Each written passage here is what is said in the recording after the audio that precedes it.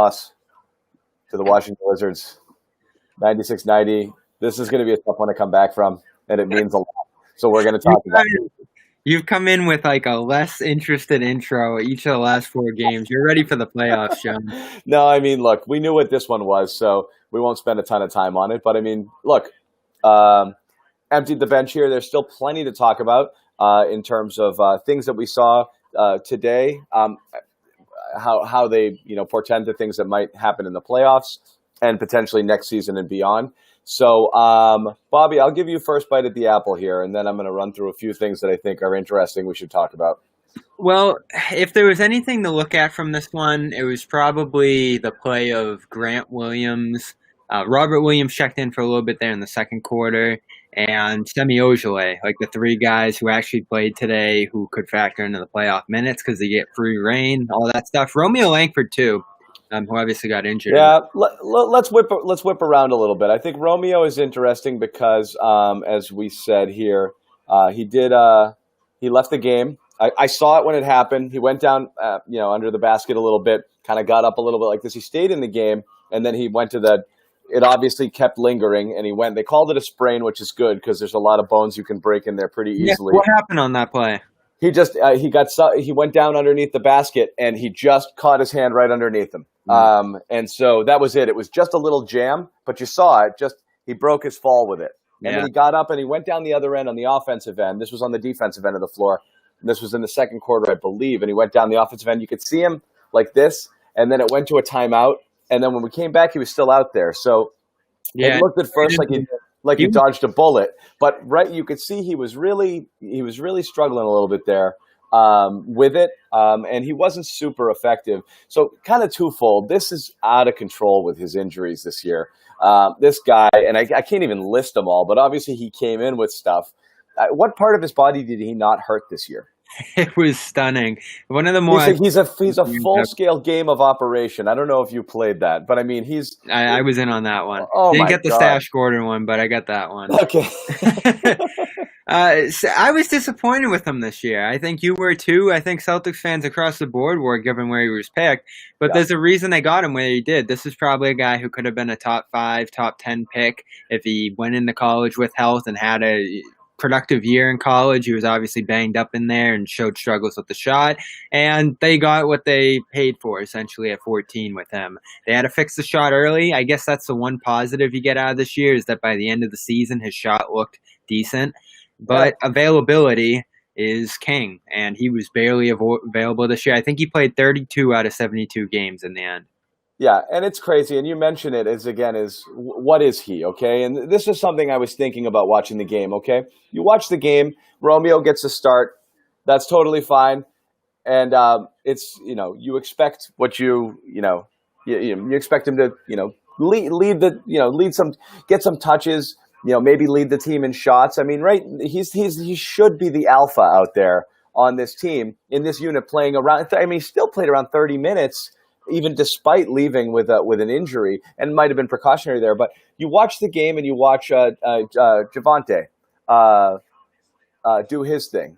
I mean, he had a great game. So Career again, game. let's put it this way, okay? Let's pretend you were in a coma for 4 years. Didn't know Romeo Langford or Javonte Green existed. Woke up today and it was the first basketball game you saw. Would you know that one of them was picked 14 and one of them was undrafted? And which one would you place that tag on? Because against this competition, someone like Romeo should be able to dominate. That's exactly what I was thinking in the first period. He's on the ball. He's playmaking here. Try to get it to Green a few times early, and he hit him once and then turned it over the other time. I think he started 1 for 2 on those drives going to the rim. So he didn't look comfortable in that position. Almost reminded me of when Doc Rivers was trying to get Avery Bradley going on the ball back in the day. It just didn't work.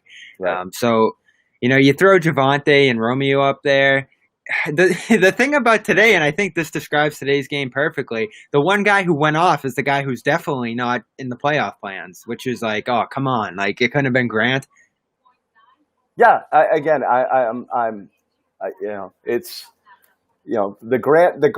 Grant's disappearance in the bubble was certainly something that was telling, because you saw in the games that mattered, his rotation minutes, he fell out of them. He wasn't getting them.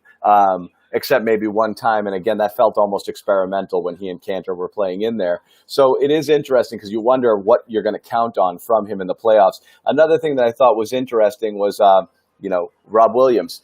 Rob, I was just about to press send on a tweet that he wasn't, that, oh my God, look at who hasn't played so far. It's the Star Smart and Everybody Williams. was chatting about that on Twitter today.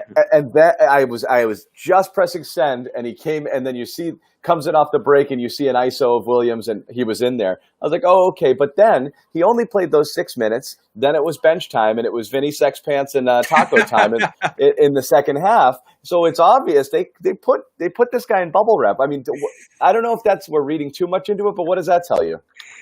It told me that he's in the rotation, which is something we found out at this point. Yeah, 100%.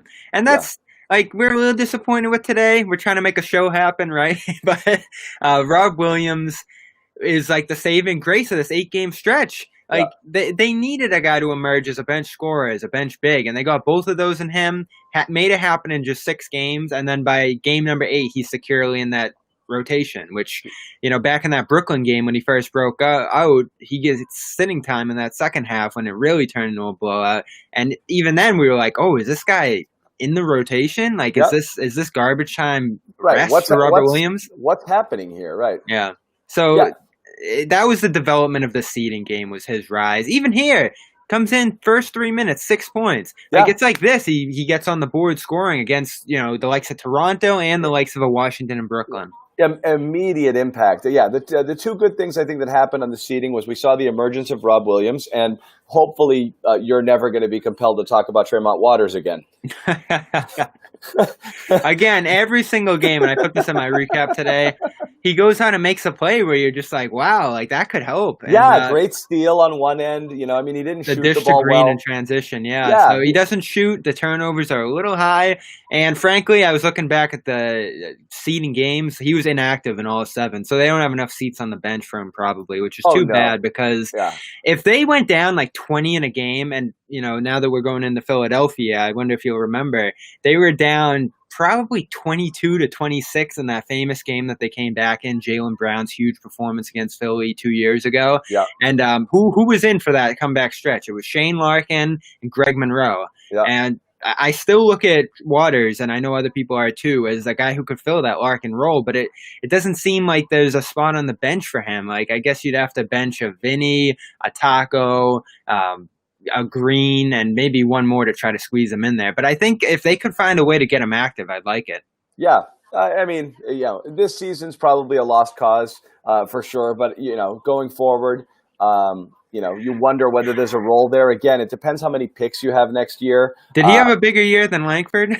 Again, you're not cutting bait on Langford for obvious reasons. But again, you're going to welcome in 2 and 3 more rookies into the fold next year. So a lot of what we're looking at here is who's there a role for? Is JAVONTE Green a classic 4A player where his athleticism alone will allow him to dominate against the back end of NBA benches, but he could never really do it in a way that he could be a meaningful rotation player, whereas you think Romeo could? That's possible. But I don't know. That's, these are things you're looking for in games like these where you see the guys just go out and play. So it's interesting to see, again, who shined in this competition. Anything left on this game, we can punt it forward. I'm not super interested in talking about Taco. Brad Wanamaker, in the end, the net rating champion of the NBA. Unbelievable, right? I saw that graphic. That should be the end. He should put that. I know he got into a fight with one of the Celtics blog writers on Twitter yesterday. I think he finally blew up at all the Twitter hate he was seeing. Our own Adam Taylor, who was supposed to join us here today, had to go make a dinner, do something else on England time. So, But, they got into a little squat. So Wanamaker's been seeing the noise, the bad vibes that Celtics fans have thrown at him. I think he just needs on his Twitter banner to put up that graphic, net rating champion of the bubble. Again, it's the classic guy. He's a classic lunch pail guy. Not sexy at all. You're never like, oh, good, Brad's in the game. But he consistently gives you meaningful minutes. He's tough. He'll go to the basket if he has to. He knocks down open shots. I mean, he's consistently and double figure scoring now. That was an underrated one. Rob was the story of the bubble. He was like 1A with the 10 points a game he was giving them off the bench. Consistent bench offense. I think he finished with 10 points per game in this bubble. So that's amazing. Very impressive. A couple small little season wrap ups. It is interesting that the Celtics. Hold on 1 second there. One win short of last year. That's why you wanted this one, right? Yeah, so you wanted that. One win short. It is what it is. But the other thing I thought was kind of cool was that they had 3 20-point scorers, which was the first time that's happened to anybody since 1984, to an Eastern Conference team since 1984. And what was Hayward? Probably 17, 19? Around 16.7. He's right there, too. Yeah. Hayward was trending towards possibly getting there before that kind of that setback in the season. But I think that's a pretty impressive thing. Now we're looking ahead to Philly. So that's who we've got. First round. Brad's already talking about him right now. Kind of a subtle dig right now because he was asked a question about playing them without Simmons. And on the broadcast, they're saying Celtics in 4, Celtics in 5. Whoa! Pump it a little bit. Brad's comment about facing them without Simmons he goes, well, I got to tell you, they're the number 1 offense in the league when Simmons doesn't play. Ow. That's a shot.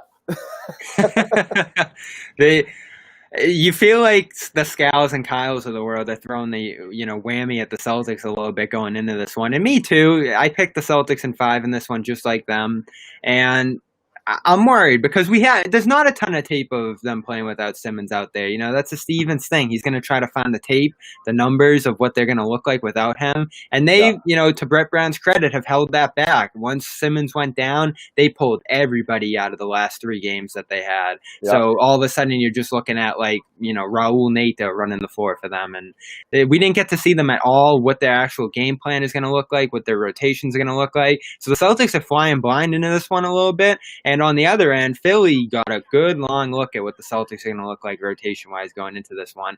My thing is, though, I look down their bench and I see some of the guys who are playing going into the series. Korkmaz scares me a little bit because he can hit the 3. He's a guy who has exploded at times for them. But everywhere else on their bench, I just don't see the depth. I don't see the talent. I think there's going to be a definitive gap between, let's say, Tatum, Brown are going to get legitimate matchups on the wing, but can Al Horford guard Gordon Hayward? I just don't know. There's going to be Philly's going to need A+ games from all of their best players almost every game. Yeah, that's where the Celtics can have some guy not have a great shooting night and still make up for it. Embiid has a bad game. I can't see what they can possibly do. Mm-hmm. So again, this is a strange thing where you may put a ton of your focus there. And again, kind of goes back to what we're talking about. It's very clear from the trend of things here that Rob Williams has played himself into the rotation, possibly ahead of Cantor. But you and other people justifiably are terrified about the notion of Williams being the sole big on the court during any Embiid minutes. And that's going to be a hard one to pull off. And that's going to be the transition for Rob from the seeding games where there's been a weird amount of tanking by quite a few teams. We just saw the Wizards go 1-7 there. I don't think they went in with an intention to win at all going into this bubble period, even though they lost their seeding jump. I found out today that they don't go up in the lottery from all the losses they took. So what the heck? But there was a lot of weird stuff happening in the bubble is what I'm trying to say. And all of a sudden now it's going to be playoff intensity, playoff rotations, and defense. So does all of a sudden those Rob lanes to the rim get cut off in the first minute he's out there? That's what we've seen every time is him bursting to the basket in the first 3 minutes he's out there and giving them 8 points. If those get cut off and then he misses a few of those, if he gets tagged with 2 fouls, we haven't seen him biting a lot. Joe Sway and I have talked about that a ton on here. First game against the Nets, he jumps into the crowd on the 3-point attempt, and we haven't seen that since. So I'm interested in the pace of the playoffs. Rob's never played playoff minutes, has he? Not really. I don't know. Nothing meaningful if that's true. But yeah, no, that's going to be interesting. It's get in there, big fella. So I think you're going to pick your spots there. But it is. Can you see a scenario in which he comes in at the 6-minute mark of the first quarter of any of these games? I don't know. That'll be a major trusting for Brad, and if you do bring him out there and he's on a super short leash, does that destroy his confidence at that point? So. Yeah, they're going to have an interesting choice whether they go with Cantor 6 minutes in or Rob 6 minutes in. And honestly, I would go with Rob because the rotation they built, I think, is a good one. It's Cantor extended out for a period against Embiid, and then those short bursts of Rob where you can get a bit of scoring there, where you can get a few plays on the defensive end. Like Rob, it doesn't feel like there'll be any opportunity where he's going like 6 straight minutes in a playoff game. It's just going to be like those 3-4 minute bursts, maybe. Yeah, and that's probably where it's best. So again, you'll see how that first game kind of unfolds with the Simmons-less Sixers team, and it is interesting. We don't have the schedule yet. We're hoping to get it by tonight. Who knows? I mean, it's going to be Monday or Tuesday. But yeah, it looks like Monday or Tuesday. The league said games could start as early as Sunday. Yeah, I was just going to say they should. Yeah, because they want that national slot, and that Philly Boston's got to be one of the more intriguing first round matchups. So I'm interested to see where that goes. That could be that Sunday afternoon game one. It's possible. It's possible. So we'll see, and we could be back here then. If not, we'll keep you guys informed, and obviously we'll be here after every game with a cast of thousands. It'll be the playoffs, so everyone's going to want to bite at the apple. Yeah, we enjoyed our time today. I know Bobby's been a consistent contributor throughout, though. So I think you're the only one with perfect attendance. Yep, I mean these are the games I love watching that nobody else does. This is what sets me apart, right? Yep. Loving the Rob and Waters minutes. There's there's stuff to be gleaned from this. So yes. We'll keep it short because again, this game isn't huge. We'll have a ton of Garden reports coming out later. We'll talk about a few things, including Brad Stevens' extension. We'll talk about the Sixers. We'll look at the entire NBA playoff picture. We might even hand out some postseason awards. We'll see how that goes. So no Celtics on the bubble all bubble team, which is too bad because a couple guys made decent runs at it. I feel like they did. I think if Tatum doesn't get a 2 for 18 to start, and then Jalen the way he started, certainly would have been in play. But you had some people just with ridiculous performances. Yeah, out west that battle, like Luka, every day game. Oh my God! I think about it almost every day. Like even just us as a company. We're so lucky the Celtics are in the East. Yeah. Like it is the good life out here. Like it really is like World War II out there on the West Side. It is, but again, if you look at it, with Philly at full strength, I'll put Milwaukee, Toronto, Philadelphia, Boston, and even Indiana at full strength up against most of the Western Conference teams, and you wouldn't feel that any of them are outmatched. It's just it's the 6, 7, 8. 10, when you get below the 5th or 6th teams, and again, the Heat have been pretty solid too, but when you get below 6 in the Eastern Conference, the West has some talented teams that are kind of fighting in there for that 8, 9, 10, 11. So is this the time to change the playoffs? Because the play-in format didn't work this year. I mean, Washington, what are they even doing here? I don't know. I think I'm ready to see some wild card. For a couple years, I held out and was like, all right, like Brooklyn, Orlando, they're going to make the playoffs here, there. But every single year of getting teams like that in the postseason, I think I'm done with that. In the NHL, when they split to divisions, okay, I like that idea of it was 3-3 instead of 4-4, and then the other 2 were wild cards of best overall record in the conference. I think you could try to find a way where that works a little bit better. But again, there's no way to do it. Travel makes it tough. There's no way to do it without going cross conference the way the NBA is set up. So it's a bit tougher. And then where do you place that team? Do you take the lowest seed in the West and put them against the team with the best overall record if they happen to be in the East? So could you have Portland, Milwaukee first round series? Would be a really tough one. So yeah, you might have to split up like the amount of home games there a little more unevenly, but they got to think about it. Start with a 2-3-2, but it would be goofy. Yeah, it just stinks. I mean, this year, especially when they were open to experimentation, Zion, we talked about it like for the last 8 games. He's going home, and I don't even know who's left on the Nets, and they're a 7 seed. It's ridiculous. Yeah, it is. It is. You hate seeing teams like that in the East. Oh, the Bucks are gonna slam the Magic's head through the rim and then sit for a week. It's gonna be ridiculous. It's you hate seeing that a team like it's a waste of a playoff spot. It is. Yeah, you're right. What was Washington doing here at all? Thomas Bryant wanted to be here today. He was the only one. Oh my God! But it's true though. I mean, you're talking about you had only two teams out west that weren't worth a shit. Like were worth nothing. That's it.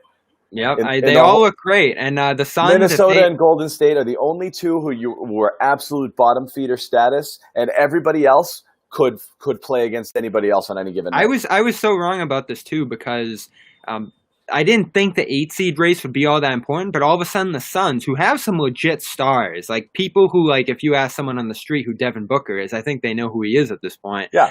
He's probably going to miss the playoffs after this 8-0 run. Like they just mathematically are, and that hurts the league. It really does. It does, but I mean, again, it's you're looking at kind of the beyond with a player like that, and with Booker and Ayton and Oubre, and our main man Aaron Baines. Mm-hmm. It's a talented team. I mean, your Booker elevated himself to a different level. Booker went from a guy everyone was saying he can shoot but not much else into like wow, this guy is a really dynamic all around player. So hey, we'll have another offseason to brainstorm that. So yeah, playoff time. Let's go. All right, we'll wrap it up.